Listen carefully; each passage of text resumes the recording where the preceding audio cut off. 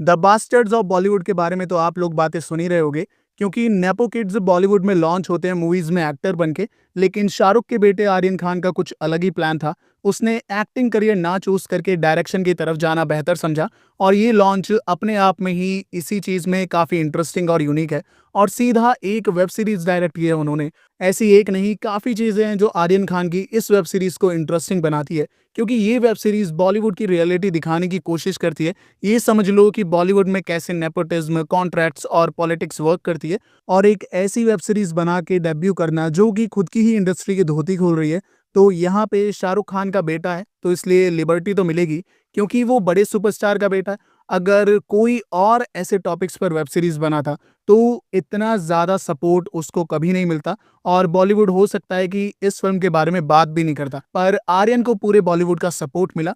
तो इस सीरीज में टोटल 7 एपिसोड्स हैं, और मैं सभी एपिसोड्स के बारे में अलग अलग बात करूंगा, और एंड में बताऊंगा कि ओवरऑल ये सीरीज कैसी है। सीरीज का पहला एपिसोड स्टार्ट होता है इंट्रोडक्शन से, जिसमें एक एक करके सारे लीड्स कैरेक्टर्स को इंट्रोड्यूस करवाया जाता है, और धीरे धीरे कहानी सेट की जाती है बॉलीवुड में। पहले ही एपिसोड में आर्यन ने पूरे बॉलीवुड को दिखा दिया। काफी सारे एक्टर्स की ग्लिम्स देखने को मिलती है, और सभी के ओरिजिनल नेम्स ही यूज किए गए, जैसे कि करण जौहर, रणवीर सिंह, और भी बहुत सारे एक्टर्स और हीरोइंस हम सभी को देखने के लिए मिलते हैं। और सबसे जरूरी आदमी, मतलब सबसे इंपॉर्टेंट, और वो था औरी। बॉलीवुड में भाई औरी की इंपॉर्टेंस कुछ ज्यादा ही है। बंदा हर जगह दिख जाएगा आप लोगों को, लेकिन कोई नहीं जानता कि भाई ये किसके लिए काम करता है। रणवीर का जो कैमियो था वो मस्त था। बॉबी देओल भाई इज टू गुड। लक्ष्य भी अच्छा काम कर रहा था, पर राघव, राघव से ज्यादा एंटरटेन आपको कोई नहीं करने वाला पूरी सीरीज में। राघव को कास्ट करके सबसे बढ़िया डिसीजन लिया है मेकर्स ने। फर्स्ट एपिसोड में एक एक्शन सीन है, वो भी मस्त था।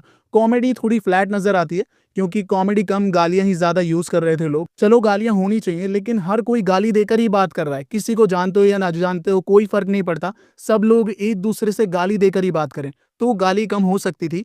जैसे करण जौहर जब भी गाली दे रहा था तो वो फोर्स्ड लग रही थी, ऐसा लग रहा था कि वो जबरदस्ती गाली दे रहा है।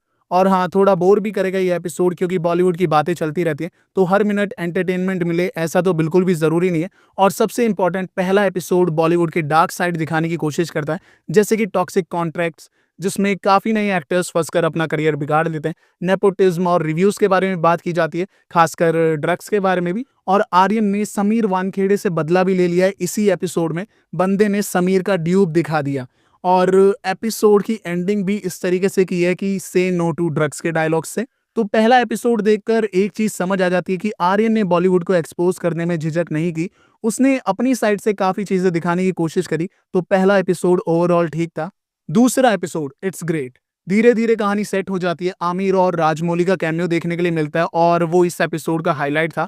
और भी काफी सारी अच्छी चीजें थी, जैसे बादशाह का भी कैमियो आता है इस एपिसोड में। और वहां पर राघव को जब आप लोग देखोगे तो लगेगा कि यार ये बंदा इस शो में फन ही ला रहा है। बाकी सब तो गालियां दे रहे हैं कॉमेडी के नाम पर, लेकिन राघव, मगर उसके जो एक्सप्रेशन है वही सबको मात दे रहे थे। इस एपिसोड में इमोशंस भी अच्छे डाले गए, तो ये एपिसोड भी ठीक था। एपिसोड नंबर 3, ये वाला एपिसोड बहुत एंटरटेनिंग था। यहाँ पर राघव जुआल और इमरान हाशमी ने भाई मजा दिला दिया।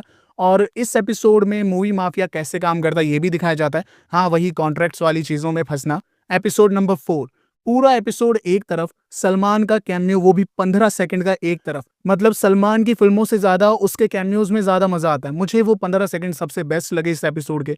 एक्शन सीक्वेंस भी इस एपिसोड में वो भी बहुत बढ़िया था। लक्ष्य जिस तरीके से लड़ता है देखने में मजा आता है, और मुझे ये एपिसोड सबसे बढ़िया लगा। Episode number 5, it's an emotional ride. Raghav और आसमान की दोस्ती और उनके बीच की लड़ाई। यहाँ भी राघव सबको खा गया एक्टिंग में। लक्ष्य ने भी बढ़िया काम किया, पर राघव बहुत ही नेचुरल एक्टिंग करता है इमोशनल सीन्स में। तो ये एपिसोड भी ठीक था। 6th एपिसोड एंटरटेनिंग था। यहाँ बॉबी देओल की एक्टिंग देखकर आपको मजा आएगा, और सीरीज यहाँ पर पीक पर जाने लगती है। SRK का भी भाई जबरदस्त कैमियो, आपको फन लगेगा कि यार अच्छे तरीके से यूज किया है सारे एक्टर्स का।